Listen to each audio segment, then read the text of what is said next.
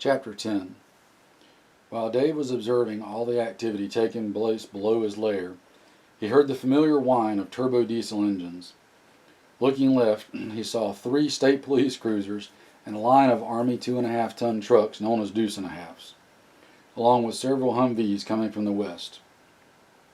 Since the active duty forces had changed their vehicles to a new cab-over style in the late 90s and early 21st century, Dave supposed they were National Guard vehicles.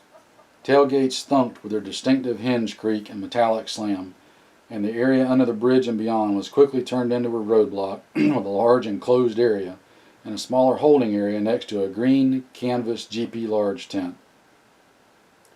Hearing car engines, he looked left. The team at the far end had removed their crude roadblock and were waving cars through. Now Dave understood what was happening.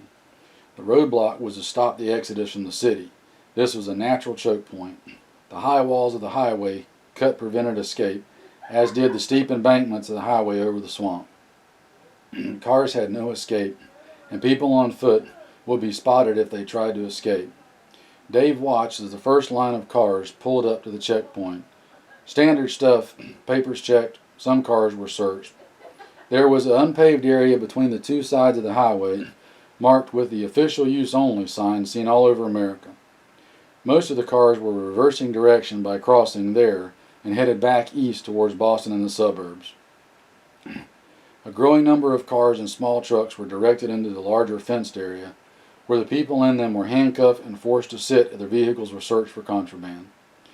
Dave saw only 1 or 2 vehicles that were allowed to leave this area. After the search, the bound people were escorted to the smaller pen and brought one at a time into the large tent. Dave eventually saw a line leaving the tent. Those people, hands still bound, were led up a small steel tailgate ladder and loaded onto the back of waiting deuces. After several hours of this, the traffic died to a trickle. Dave imagined the ISAF forces, who Dave had started referring to as the as-if forces, had set up several of these checkpoints along the interstate. While he watched, the last of the travelers were led to the waiting deuces, which drove east themselves. The remaining troops tore down the wire enclosures and loaded them into the backs of the Humvees and deuce and halves, and packed up the large tent. A detail of men was tearing down the large wire enclosure, while another went around siphoning all of the parked cars' fuel. Just as the men finished, 2 tow trucks pulled up. A German troop in model Flecktarn camo spoke to them for a few minutes, gesturing towards the large parking lot. Dave could see the drivers nodding in response. They then each hooked into a car and drove off, chains rattling. The little weasel tanks, which had served as quite an intimidator during the roadblock operation, rolled east, escorted by the German scout cars and the 3 state police cruisers. Soon all that was left was a lot of empty cars and SUVs, and 1 2.5-ton truck. A small detail of Flecktarn trad kloops carrying G36s was sweeping the area for anything left behind. Soon they completed their police call, loaded the truck, and drove off. Silence returned to the little valley. Dave was impressed with the speed and efficiency of the operation. They came in quick, set up fast, and maintained a constant presence up and down the line of waiting cars, and then were gone, on to the next mission. Fighting these clowns might be harder than we think, Dave mused. While the soldiers had taken in the roadblock, Dave had paid special attention to the crew at the far end of the valley. As they had come out of the tree line, Dave didn't know whether they had walked in from the next valley over or had been laying up watching the road. Dave had seen no other troops in the wooded areas and hoped that some type of patrol unit wasn't keeping the valley under constant observation. He remained vigilant for any sign of enemy activity. As afternoon turned into evening, clouds swept in from the southwest. Dave grunted to himself. At least it will be warmer tonight, if it doesn't rain, he noted. Dave reapplied his camouflage face paint in the fading light, and then started taking down his hooch. The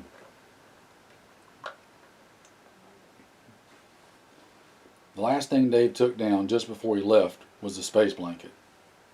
It was now pitch black, where before a cloudy night had provided ambient light that reflected back to the earth the illumination of millions of electric lights, the cloud cover now merely prevented starlight from reaching the ground. Dave took comfort in the dark. Although he didn't have any night vision with him, even the most advanced light amplification tubes would be barely functional in such dark without using artificial light, usually an integrated infrared illuminator. That would severely restrict their operating range and provide Dave with an edge. Securing his pack, Dave crawled away from his hide. When he was what he judged a safe distance away from the edge, he stood and began patrolling east towards the little valley. He veered away from the highway and went deeper into the woods. The darkness, coupled with the vegetation, prevented him from walking too quickly. Dave found himself wishing he had some kind of eye protection as stray branches found his face in the inky black. As he moved, a light rain started to fall. Dave silently cursed the cold water that made him shiver, while at the same time thanking God for the increased security the rain provided a lone traveler. After Dave decided the rain wasn't going to stop, he called a halt and quickly donned his thin Gore-Tex rain suit. Although he was already wet, he didn't want to chance hypothermia, and the insulation effect of the extra material would help him to retain body heat. Once again on the move, he found that maybe he was too hot. Damned if you do, he thought to himself, sidling around a large oak that sprang out of the dark. Damned if you don't. His course took him into thick scrub oak and bracken that hindered his movement. He slowly made his way around the growths, using his tritium compass to maintain a rough course east. After an hour of cautious movement, he came to a small watercourse that was running shallowly and rapidly with rainwater. Dave felt that the asphalt-lined way was likely a drain from the parking lot he had crossed the night before. Bearing left, he followed it down into the valley, and shortly emerged at a wide creek lined with rushes and cattails. Dave crouched at the edge, straining to hear any unnatural noises above the rain. He gave it a slow 3-minute count, then slowly stood up, his leg muscles already cramping from the cold, the exertion, and, Dave commented to himself wryly, old age. He turned and stepped away from the edge several paces. Dropping his pack, he removed the buck nighthawk from his belt and started cutting reeds. After a few minutes of work, he resheathed the blade and began to weave the reeds through the cover of his pack. After ensuring, mostly by touch, that the pack was camoed correctly, he added some material to his boonie hat. Carrying the pack to the water's edge, he slowly stretched. Then, with a resigned feeling of anticipation, stepped into the creek. As he had hoped, it wasn't very deep. Water tended not to run deep in the fall in these parts. During his listening halt, he had determined that it was moving slowly, if at all. He backed up to the bank and pulled on his pack, leaving the waistband open. If he fell into the water and needed to ditch the pack, he didn't want to have to struggle any more than needed. He moved cautiously along the creek, the bank on his immediate left. By his estimation, he had between 500 to 600 yards to go to get to the turnpike. He would walk for a time, then stop and listen. All he heard was the rain on the vegetation and water, until he was what he thought was 200 yards from the highway. Coming from the other side of the creek, he first heard what he thought was a wounded animal. He took off his hat and cupped one hand behind his ear to hear better. Replacing his hat, he crossed the creek and listened again. This time it was clear. It was a child crying. Naturally, this piqued Dave's interest. Was it bait for a clever ambush? He then heard a second sound, a female voice. He couldn't make out the words, but it sounded as if she were trying to comfort the child. Dave considered his options. He ruled out ambush, just because it would be far easier for patrol to watch the creek, the most natural line of travel in the area, unless, of course, there was a trail he was unaware of over there. Dave thought it out. The area definitely saw humans in better times. Various detritus was apparent in the woods: paper fast food wrappers, beverage cans and bottles, an old shopping cart. Probably people fishing or kids coming out here on weekend nights. Dave slowly scanned the 360-degree area where he was standing. Seeing nothing, He moved north a few more feet and listened again. This time he heard another voice, deeper, a male. It was in a lively but hushed conversation with the female voice. Dave crept downstream. Coming to a cutout in the bank, he felt with his hand and found enough room to drop his pack silently. Feeling light as air without the pack, Dave again moved towards the sounds. Moving, stopping, listening, moving again.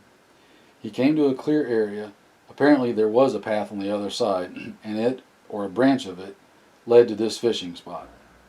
Dave noted styrofoam cups and some cans floating nearby. Dropping to the prone at the edge of the opening, he cupped his hand to his ear. The female voice said, "Gotten us into this. She's sick, tired, and hungry. We can't do this. We should go back." "We can't," replied the male voice. "I'll get locked up, and what will happen to you then?" "At least we'll be warm and dry," said the miserable woman. Dave crept further up the trail. "But I'll be in jail, you too, I bet. And the kids will go to foster homes. No way. We have to get away." "But we don't even know where we're going," whined the woman. Dave estimated them to be about 20 feet away. He could now hear them clearly over the steady rain. "We'll find something. I can always work," Dave heard the man say, his thick accent dropping almost all the R from work. A thought registered with Dave. The man's a local. "I've always taken care of you guys, and I always will. We'll find a way around the turnpike somehow." The woman was in full-blown "I feel sorry for myself and don't care" mode. "Every exit ramp has cops on it. It's too far. It's raining, for God's sake. And the kids are shivering under that blue thing. We're all going to get pneumonia and die out here in the woods. I want to go home." Dave was close enough now to hear their feet crunching leaves as they shuffled their feet. "No, Rhonda, that's it. We ain't going back. We're going to find a way to the other side of this thing if it kills me." Dave stood up and stepped towards them. Startled, they both backpedaled, the woman moving protectively towards where Dave presumed the kids were under the blue thing. "If you want to cross the highway, come with me." Dave could see the man struggling with something on his shoulder. "Leave the rifle there, mister. If I wanted you dead, you'd be dead right now." "Rhonda," he said, keeping his FAL on the man, "I can get you across safely. Trust me." "How'd you know my name?" she threw back at him. "I've been listening to you for the last 5 minutes. The kids are under a blue thing, and he's going to find work wherever you're headed. Who are you?" "I'm not a Fed," McGrath answered. "I'm heading home to New Hampshire. Under the current situation, this is the only way I can do so." The couple looked to where the other was standing, not seeing each other in the dark. "Who are you?" asked the man. "Like you, I'm trying to avoid being locked up. Like you, too, I'm not a criminal. Look, I left my pack upstream. I'm going to go get it and come back. Make up your minds by the time I return. I have a schedule." Dave turned on his heel and followed the path to the creek. He heard the couple having a hushed but vigorous conversation as he walked away.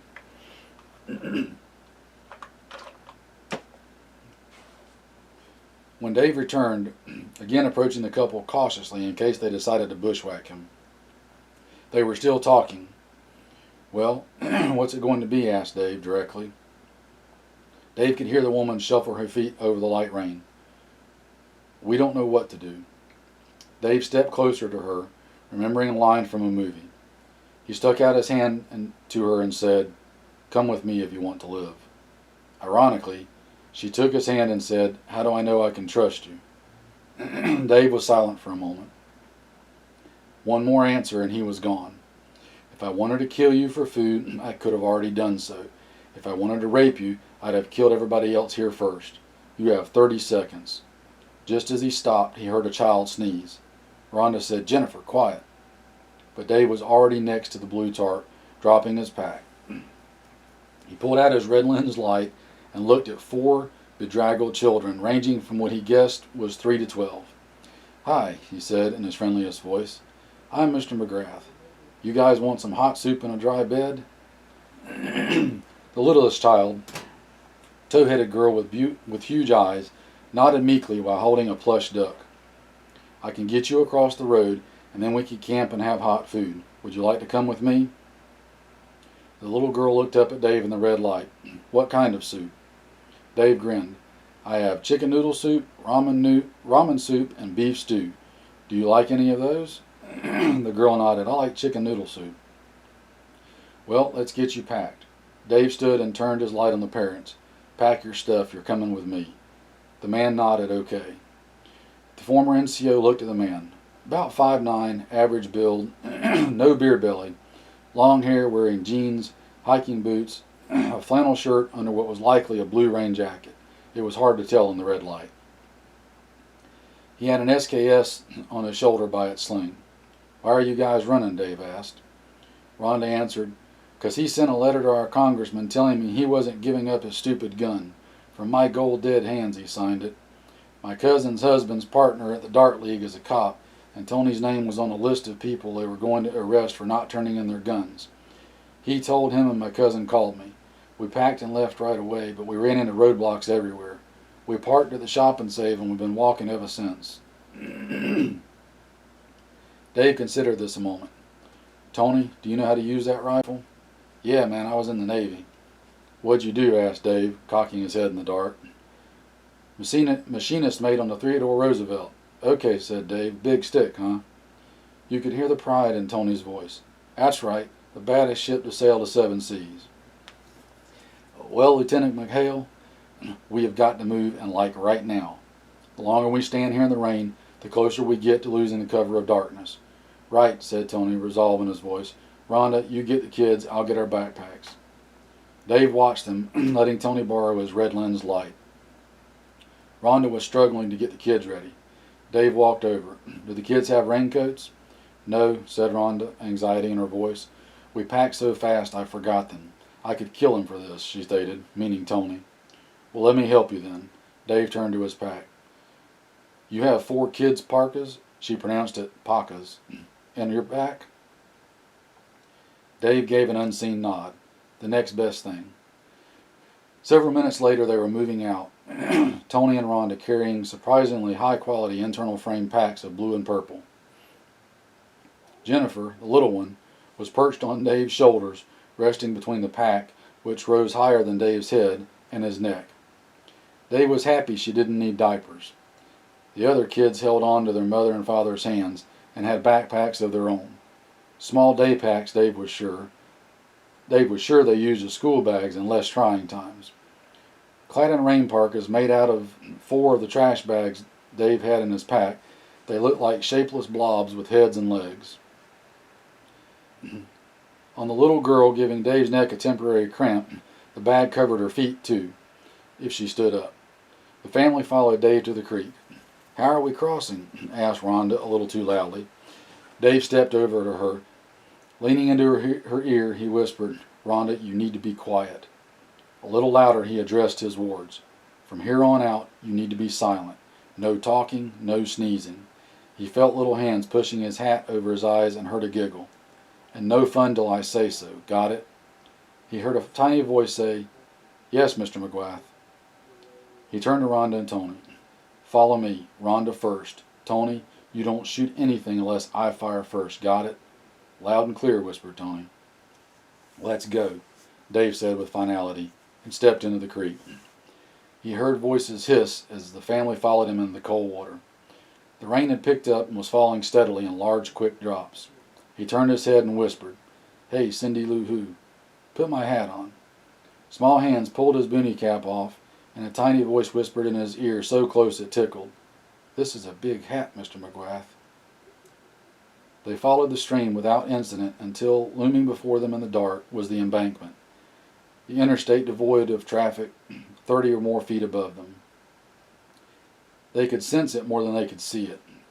As they got closer, the water got deeper, and the stream spread out into a large pool. Dave walked to the side where the land was marshy and turned. You guys stay here a minute. Cindy Lou, do you want to get down? He felt the girl move, but couldn't tell if she was nodding yes or shaking no. I can't see you, smiled Dave.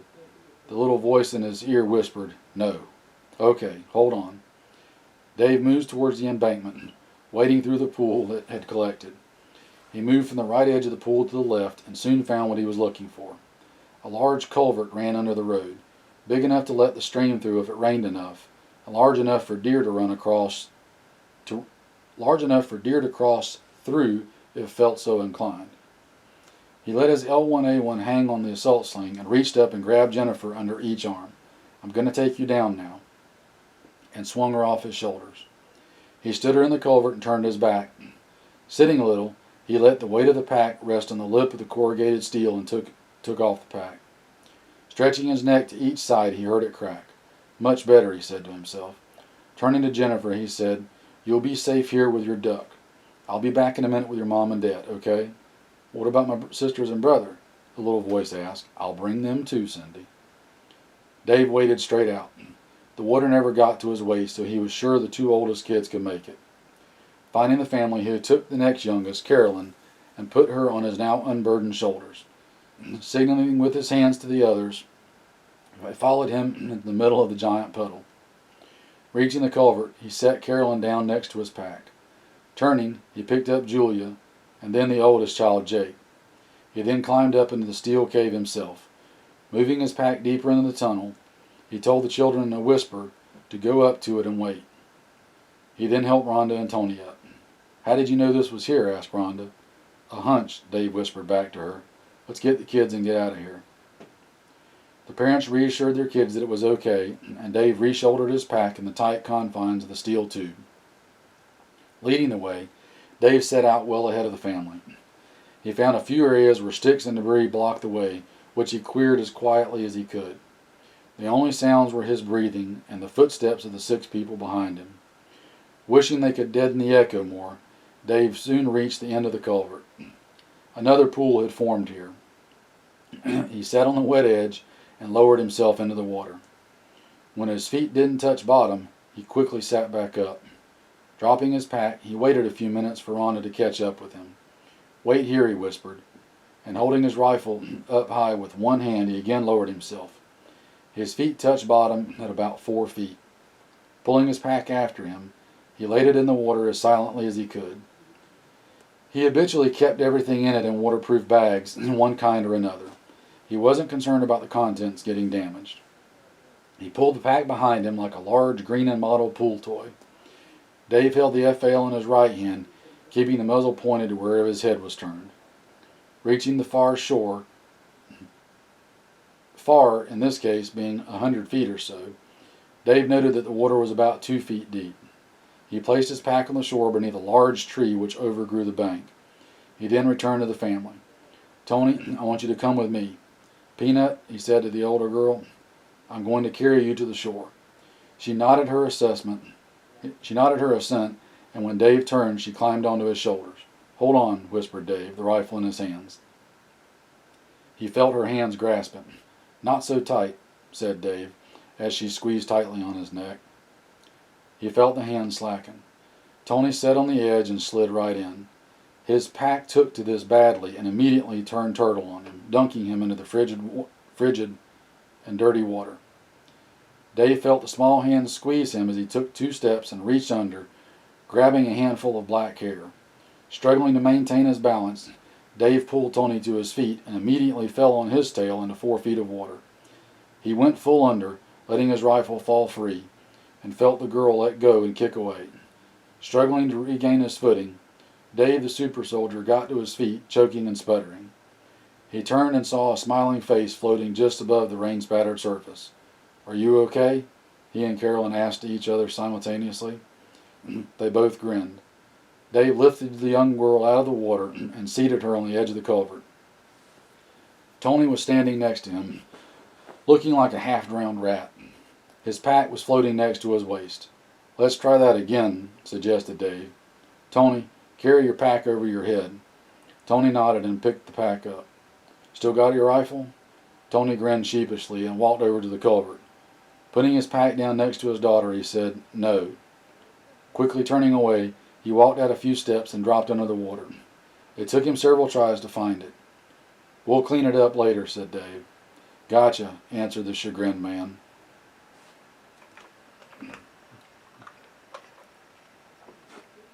Tony stayed with Dave's pack while Dave ferried the children over.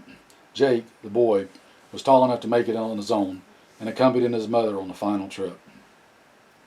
Once again burdened with their packs, the small group, with Dave in the lead and Tony again on slack, followed a much smaller stream through a low area of marshes. They moved as quickly and silently as they could until they came to a spot where a spur of dry land jutted into the marsh like an island rising from the sea. Dave changed their course, and they crossed the dry land and shelter of the trees overhead. Following the contours of the valley, they traveled in silence for almost a half hour until Dave felt a tug on his left ear. "Mr. McGrath," said a sleepy voice, "I'm cold and hungry and tired.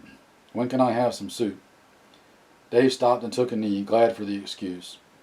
He looked at his watch and pressed a button on the side. The illuminated face told him the time. "Sweetie, the sun will be up in 2 or 3 hours, and I need to find us a place where we can be safe from the bad men. It won't be long, I promise." "Okay," she said. Dave felt her shiver. "But my duck is awful cold." Dave swung the little girl down as the family gathered around. Dave looked up. "You guys need to spread out. Rhonda, check on the kids. Tony, go back 20 feet and watch our trail." "Okay, boss," said Tony. Dave lowered his pack thankfully and rummaged around, pulling out his medium-weight polypro top. He told Jennifer, "Help me put this on you," as he pulled off her plastic bag. He put her in the shirt, which hung on her like drapery. "Can I put my duck in here?" she said. Dave gave her a snicker and put the bag back on her. "Do you like the hat?" he asked. "Oh yes, it's my favorite," she said emphatically. Dave laughed more loudly. "Mine too," he said. Checking with Rhonda, he found that all the kids were cold, tired, and unhappy. He made sure they had warm shirts on with Rhonda's help, and had them drink water and go to the toilet. He pulled Rhonda aside. "We need to move until we find a good spot to stop for the day." Rhonda yawned in reply. "I know it's tough on the kids, but if we get found, it'll be tougher." "I understand," she said. "We can do it. We hike all the time. Kids can make it." "Okay," Dave said, suddenly tired. He wished she hadn't yawned. He was really feeling the extra 20 pounds of peanut he was carrying. "I'm sorry to have to push them so hard. I'll try to stop more often." Rhonda nodded. She was surprising Dave. "I understand you're a good man, Mr. McGrath." "I'm just doing my job," Dave said, surprised at his answer as soon as it left his mouth. "You must be a guardian angel then," said Rhonda, standing up. She turned to mother hen her kids. Just a man, Dave thought. A man who hopes he doesn't get you all killed. The rain gradually tapered off, and with 2 more stops, Dave found an area he thought would be good.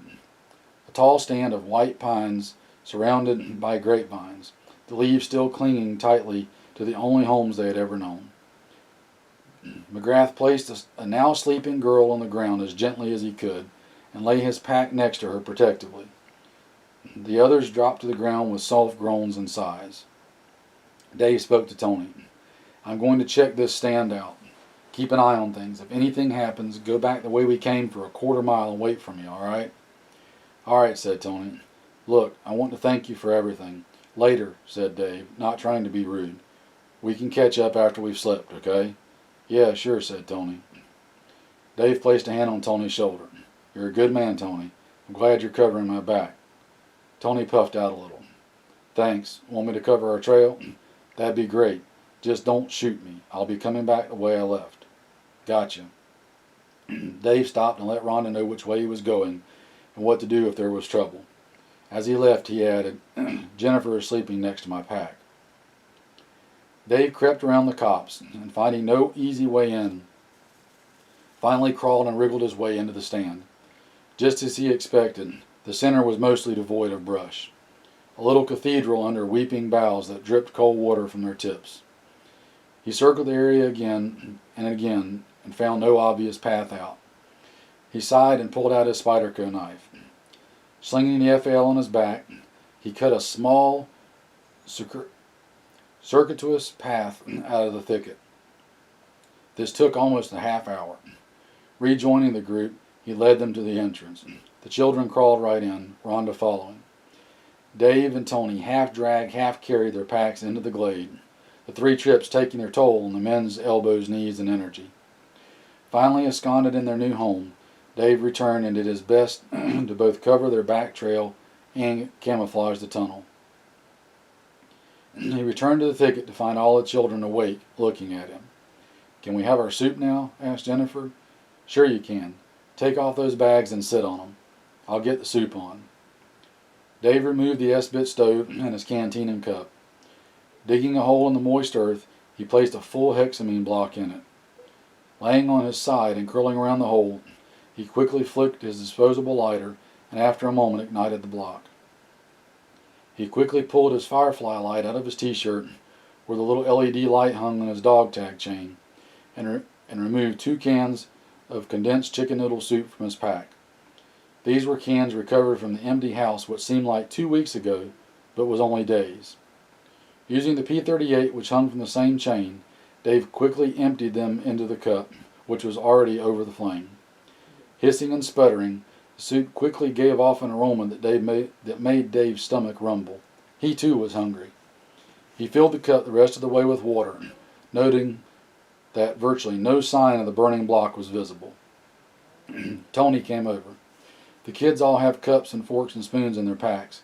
"Good," said Dave. "Get them out." Soon, but not soon enough for the chilled, hungry kids, the soup was hot. The children ate hungrily and were soon yawning over empty cups. Dave helped Rhonda and Tony string up their blue tarp. Dave spread his 2 ponchos over this to provide camouflage. They barely reached the ends of the shelter. Dave and Tony spread pine needles over the ponchos. Dave told him they would add more when it was light. Rhonda spread out Dave's pad and the self-inflating pads from her and Tony's packs. Spreading out the sleeping bags she and Tony had, she zipped them together to make one large bag. The children, stripped of their sodden shoes and clothes, were dressed in dry sweatsuits. Dave was glad to see the kids' things were packed in trash bags in their little book bags. Soon, all 4 kids were fast asleep. The adults gathered near the little pit Dave had dug. "I've got some chicken stew in my pack," said Rhonda. "Since the kids ate all the soup, would you like to cook that?" Dave and Tony quickly agreed.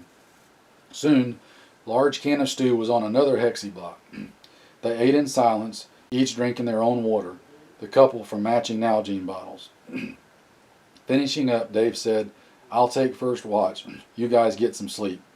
Tony and Rhonda nodded and crawled under the tarp. Dave gathered his things, buried and camoed the fire pit, and repacked as much of his pack as he could. Putting on his recovered polypro top, he put on his warm, dry, heavy wool socks and relaced his boots and leaned against a tree, watching over his wards like the guardian angel he would never admit to being. Dawn broke.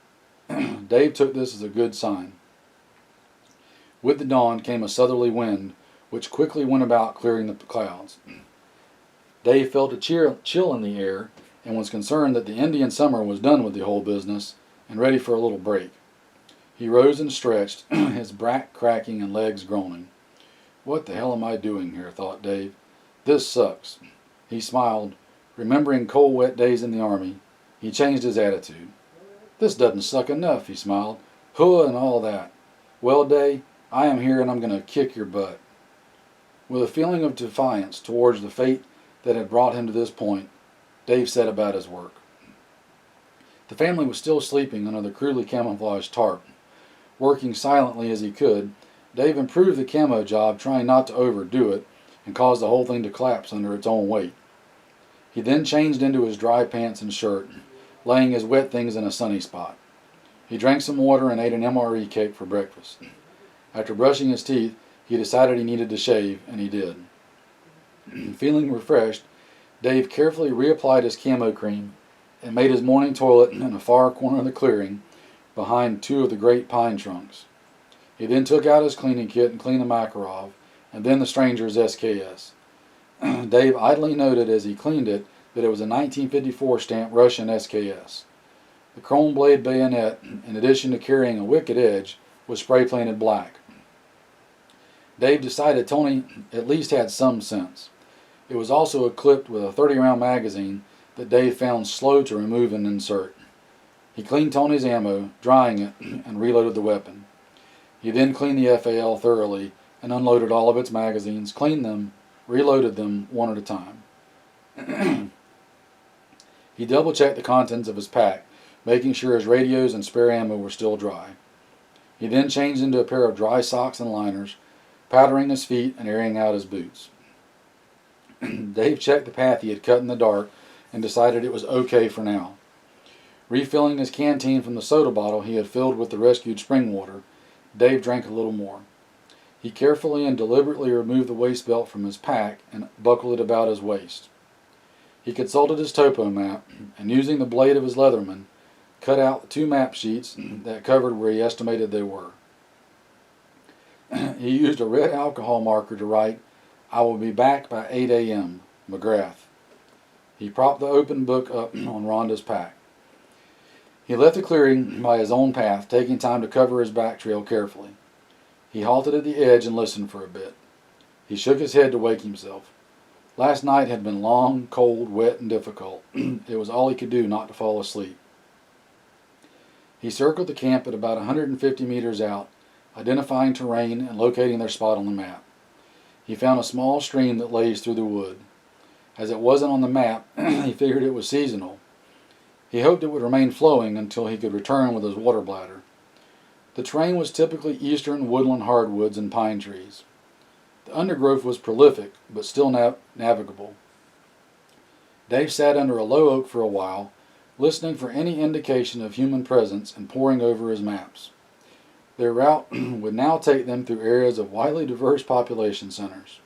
Small towns, rural areas, and a few larger cities. Roads crisscrossed the area, which had been settled for over 350 years. Dave plotted a route in his head, along with 2 viable alternatives. He noted obvious danger areas, water and road obstacles, and areas such as state and town forests where he thought they could hole up if needed. Deciding on his route for that night, he considered how much the family would hinder his journey home. He considered and discarded leaving them. He felt responsibility for their safety, particularly since they had children. If anything happened to them, Dave felt it would be his fault, and he didn't want to bear such a burden on his soul. He then took a moment to consider his mortality, and got to his knees and prayed. He prayed for his family, he prayed for his new wards, and he somewhat embarrassingly prayed for himself, for guidance, safety, and the wisdom to not get the 4 kids and their parents killed. Silently mouthing the Lord's Prayer, Dave felt peace wash over his insides. He hoped it was the Holy Spirit responding to his plea. He was going to need all the help he could get. Returning to what Dave thought of as a patrol base, Dave circled the copse again, smelling wood smoke. He struggled to maintain his happy state as he gently wriggled in and crawled back into the pine glen, covering his route as he went.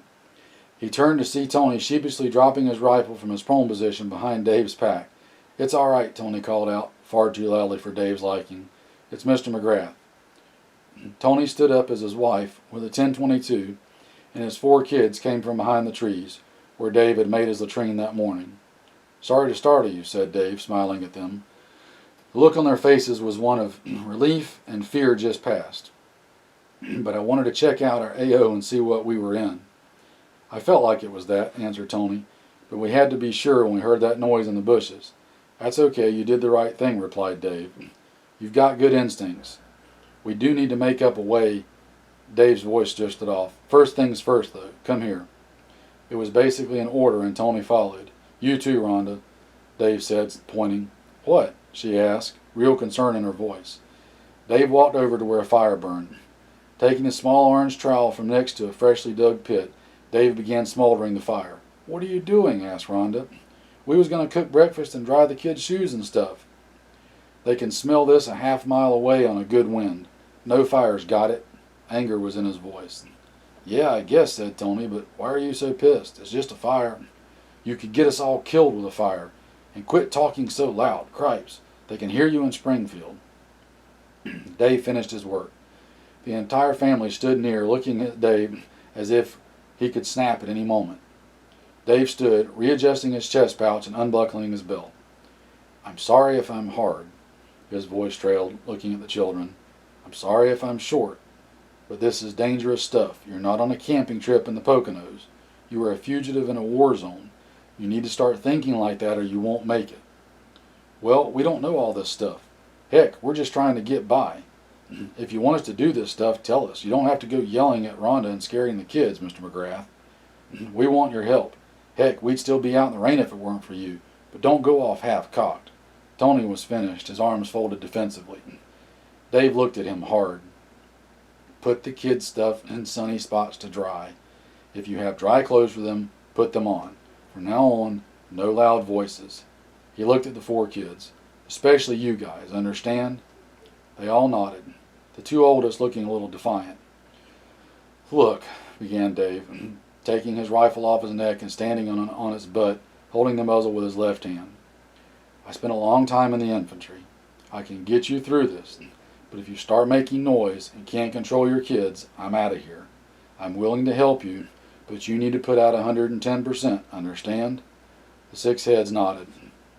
"You are no longer living in America. You're in the wilderness being hunted by bloodthirsty Indians, and if you screw up, you'll get scalped, okay?" More nodding. "Well, alrighty then," said Dave. Turning his attention to the parents, he said, "Have you eaten?" They nodded. "Then repack your bags as best you can and take down the tarp. We're going to leave at sunset. You have all day to sleep, clean up, and rest. How are you set for water?" Tony said, "We're almost out." "Okay, we can cure that. Anybody hurt?" Rhonda spoke this time. "No, just a few blisters." "We can do blisters too. No worries there." "I want to use the space behind those pine trees," he pointed, "as our latrine. We bury all waste every time, right?" "I'm going to get some sleep. Rhonda, you try to keep the kids as busy as you can. Have a watch?" Tony and Rhonda both nodded. "I have quarter till." They both nodded their assent. "Please wake me at 11:30, okay?" "Yeah, sure," said Rhonda. Dave walked to his pack, the couple following. Dave took out his water bladder, which was empty, and his almost empty 2-liter bottle. "I'm going to show Tony where the stream is. Get all of your water bottles." "Is the stream safe?" asked Rhonda. "I don't want my kids getting sick and crapping all over themselves." "Don't worry," said Dave. "We didn't need that kind of fun either. I have a filter." Tony and Dave walked to the stream together as silently as they could. Dave looked at Tony. He was pretty good at moving them in the forest. "You a hunter, Tony?" "Yeah, black powder and some archery. Why?" "You move like a hunter." After filling their bottles, Tony and Dave went back to camp. Dave asked Tony to lead the way, and he did, going directly back to the small opening. Dave said to Tony, "You go first so Rhonda doesn't shoot me." Tony whispered, "Okay, I wish our radios worked." Dave grabbed him to stop him from crawling and asked in a hushed tone, "What radios?" "Oh, Rhonda and me got those family radios, the oldest kids too, but the batteries are dead. We had them off the charger because the power was off and on."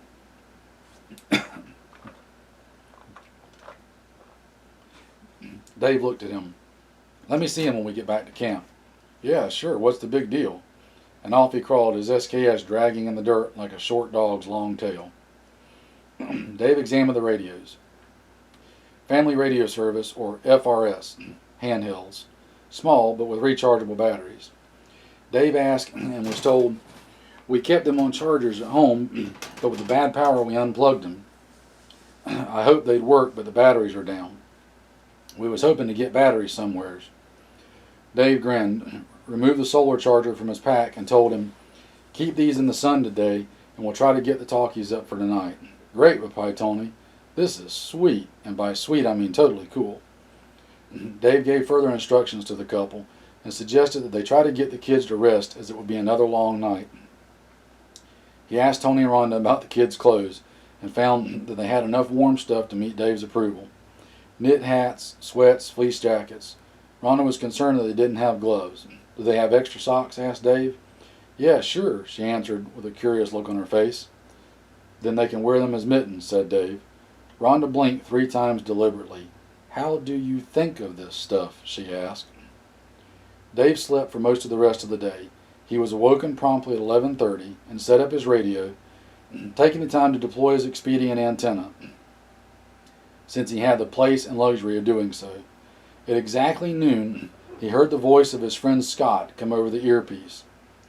Freeland News had learned that the government is once again trying to smear the name of a great American and patriot. Dave McGrath of Connecticut was framed for the murder of his in-laws and 3 federal stormtroopers. Witnesses to the scene, however, report that a police raid started before dawn. A neighbor, Mrs. Eleanor Budinsky, Dave smiled Riley. That's what Sandy and her folks call Mrs. Robitas across the street. Reported that Mr. Peterson greeted the raiders at the door, a big gun in one hand and a copy of the Constitution in the other. He got 2 at the front door and fired at the police for several hours, killing at least 5, Mrs. Budinsky reports, and wounding a lot more. Mr. McGrath's wife was interviewed at their home in New Hampshire and had this to say: "My husband is at work right now, but I can tell you there's no way he would have harmed a hair on my parents' head if he was even down there. He's a good, loving man, and I know he loved my parents as his own. I'll tell him so when he comes back tonight." Scott's phony announcer voice continued. "So, there it is, people. There are German troops setting up roadblocks on all the main roads and back roads of the New Hampshire border. Yes, Germans. This isn't a half-baked conspiracy theory. Already elements of the New Hampshire State Guard have engaged them at least twice in firesights as they pursued people across the border. 7, 3, 7, 23, 54, 7, 82, 543, 23, 66, 09. Dave struggled to write down the numbers. Now for a little musical entertainment. Metallica's Seek and Destroy came on the air. Dave shut it off. War was coming, and he didn't want to hear that song again. Using a card concealed in the battery compartment, Dave deciphered the message. "Use the trails," it said. The trails. Dave considered it. He was given direct info that the UN troops were covering the roads. They must be road-bound by mentality, Dave figured. They'd use the trails. Dave took down his antenna, watched by the curious family. Rhonda asked, "What was all that about, Mr. McGrath?" Dave turned. "My name is Dave," he said simply. "Okay, Dave, what was that all about?" "My friends and I have a commo network. I can reach them at any time on our frequency. They broadcast to me every day at noon because I move at night. It seems I was named as a suspect in a terrorist act in Connecticut, and they let me know, in code, that they knew it wasn't me.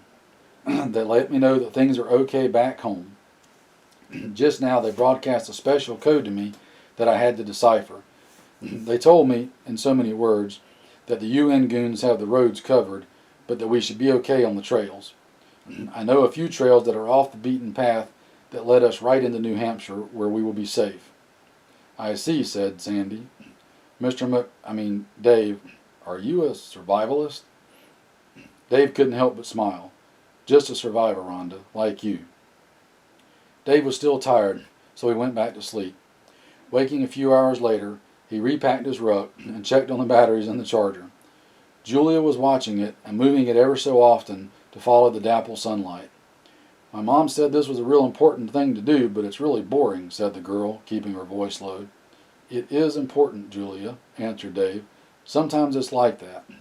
Why don't you ask your mom and dad for 2 radios, would you?" Julia jumped up and scampered off. Dave repacked the charger and got the charged set of batteries from his pack. Tony came over with all 4 radios. "Let's try 2 out, Tony," said Dave.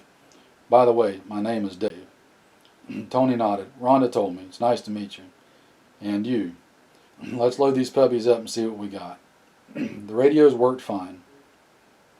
They settled on a frequency, and Dave explained that they would change to that frequency +3 if there was interference or if they used the radio to talk. Dave didn't want to get DF, direction found. Turning off both of them, Dave placed one near his pack. "Tony?" "Yeah, Dave." "Let's not use the call button that makes the loud beep, okay?" "Yeah, sure, Dave," said Tony as he walked away.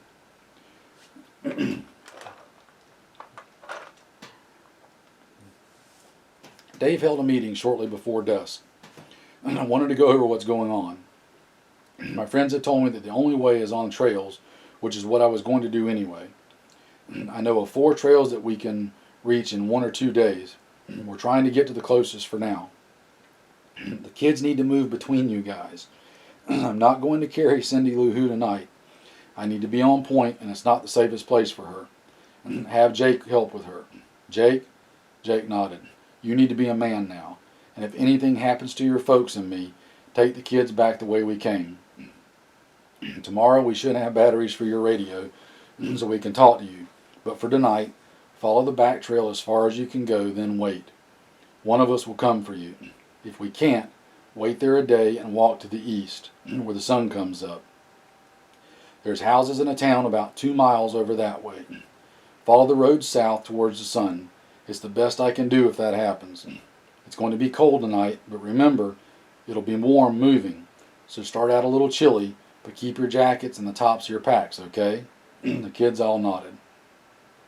Rhonda, you in the middle behind the kids. Tony, you're tail end Charlie. Watch the rear, watch for straggling kids, and remember, I have a radio so we can talk. If I make contact, he looked at their blank faces. If I get shot at, hightail it past your dad and go the way we came for 5 minutes. Tony, you let them through, give me a minute, and then follow. When you hook up, go right for 500 yards and wait an hour for me. We'll try to use the radios, but if you think it's me, make an animal noise. What kind of noise? Asked Tony. I don't care. A zebra, a giraffe, an owl. Jennifer laughed. Giraffes don't make a sound, Mr. McGrath. They told us in school. Really? Asked Dave. The only thing I know about them is why their necks are so long. Why are their necks so long? Asked the child. Dave winked. Because their feet stink. The family laughed. You're silly, Mr. McGrath, the little girl said. Well, what animal? Dave asked, returning to topic. I can quack like a duck, said Jake. Fine. I hear you quack, I'll moo like a cow. Don't shoot me, Tony. I'll try not to, said a grinning Tony. Equipment check in 10, said Dave. What's that mean? Asked Julia. It means pack your stuff and get ready, ding-a-ling, answered Jake. Well, I don't talk Army, was Julia's retort. Before they left, Dave repacked everything in his pack. He then spoke to Rhonda, who brought over the family cookware. Discussing the kids' palates, Dave and Rhonda decided on a large can of SpaghettiOs, to which Dave added a spaghetti MRE. Using 2 Esbit tablets, Dave lit them in the small hole he had dug with his hands. The medium-sized enamel pan Rhonda carried was just about full, and after what seemed like a long wait, finally started bubbling over. Seeing that the others were fed, Dave took the remaining food and ate it from his canteen. After eating, they cleaned their plates and repacked. The kids put on their bags, Rhonda shrugged under the weight of her pack, and Tony gave Dave a thumbs up from the rear. Feeling warm and satisfied, Dave led them from their secluded forest getaway and into the perils of the night.